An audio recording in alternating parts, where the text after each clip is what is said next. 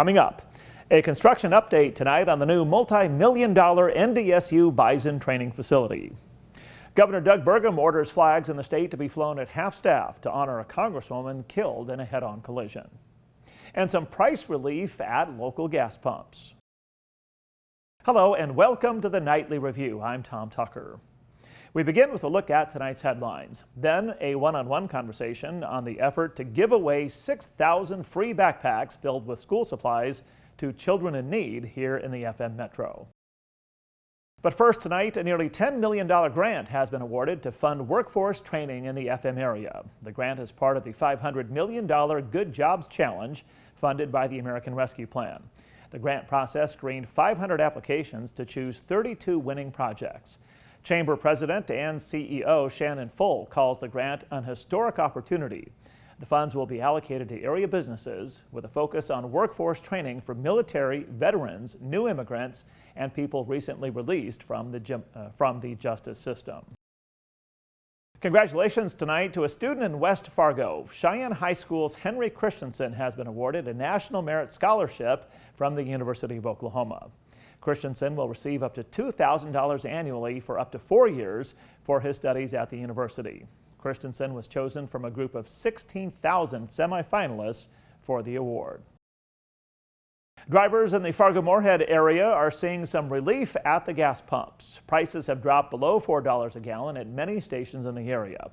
Prices are below the national average of $4.16 a gallon.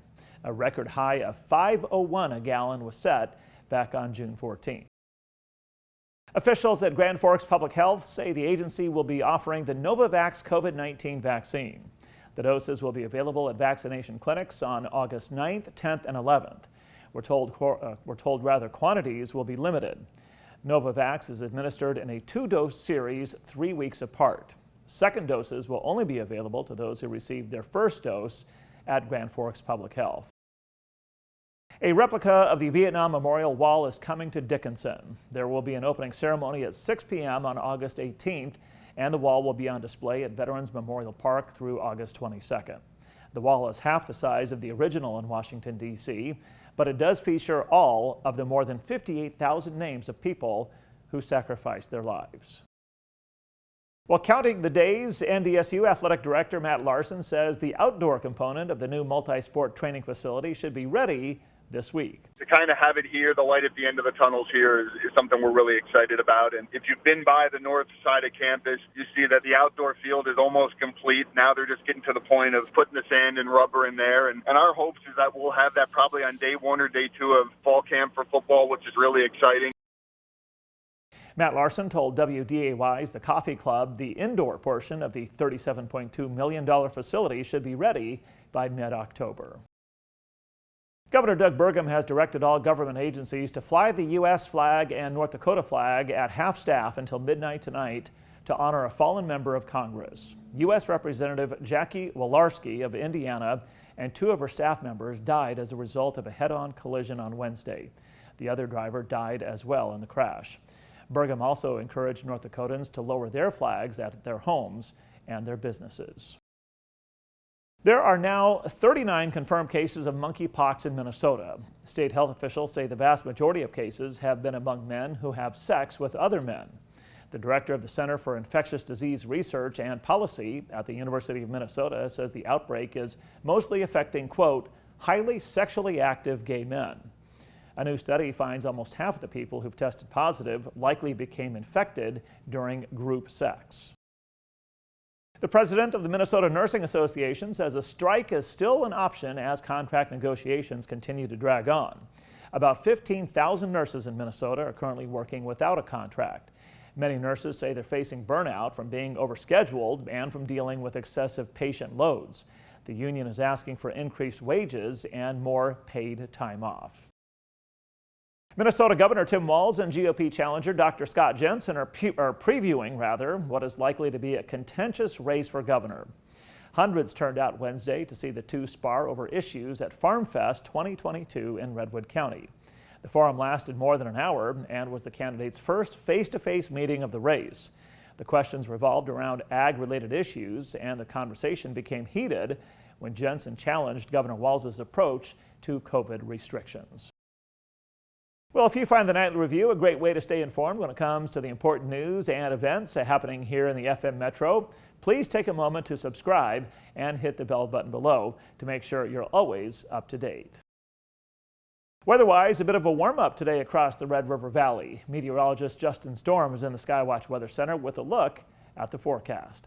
Thanks, Tom. As we head throughout this evening, mostly sunny conditions are going to continue, and we'll hang on to clear skies throughout tonight with a south wind around 10 to 20, occasionally gusting up to 30. We'll drop down to a muggy low around 70 degrees as humidity continues to increase into Friday. So will the temperatures into the lower 90s. We'll have partly sunny conditions. There will be a slight chance for a few scattered showers and storms, mainly through the later afternoon and evening, and favoring more south and east of the FM Metro. We'll have a south-southwest wind on Friday, gusting as high as 40. A little less wind for Saturday, but more cloud cover and much cooler. We'll only have temperatures right around 70 throughout the afternoon. It will again come with a slight chance for a few spotty showers throughout the day.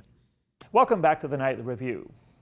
An effort is underway right now at Scheels Arena in Fargo to give away more than 6,000 backpacks filled with school supplies to children in need here in the FM Metro.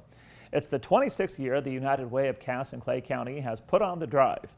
Among the local businesses helping make the effort possible is Essentia Health. The hospital's chief operating officer, Al Hurley, joined me to talk about how and why the campaign is an important one. Well, we're so excited about participating with United Way again this year, our second year in helping the United Way fill a wonderful need for providing backpacks for over 6,000 students in our community.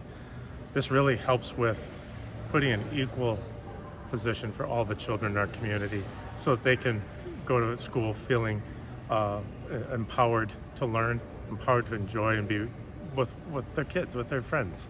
And it's so meaningful, and they just get great excitement. I wish everyone could see the joy in their face when they receive their backpacks. I asked Hurley if the goal of 6,000 backpacks is more than last year's total, and to talk about the need. Well, I'm not familiar about the previous years, but I just know that last year Essentia was so blessed by having United Way reach out and say, we have this gap. And so we filled this gap last year. And so we felt that this is part of our mission, making a difference in people's lives, little people as well as adults. And so by doing that, we just continue to ask United Way, what is the need this year? How many backpacks are necessary? I believe their goal is 6,000. If we can exceed that, get to 7,000, 8,000, whatever the children need is what we need to deliver. Hurley became emotional when I asked him what it was like personally to be involved in the charity effort. It's amazing. I grew up a family of 16 children, and when you have that kind of background to understand what it is to not only give and make sure that each of your family members have something or don't have something, it's really important to give back. And it's to be blessed to be in a community as Fargo and the county we live in, and people just continue to give is just amazing. I'd like to thank Al Hurley for joining me for tonight's one-on-one conversation about the United Way's 26th annual school supply drive for students in Cass and Clay counties. The bags will be given away at Scheels Arena August 9th, 10th, and 11th. And for more details, including hours for the giveaway, check out the story online at WDAYradionow.com. Well, that will do it for this Thursday night, August 4th, 2022. I'm Tom Tucker. Thanks for watching the Nightly Review.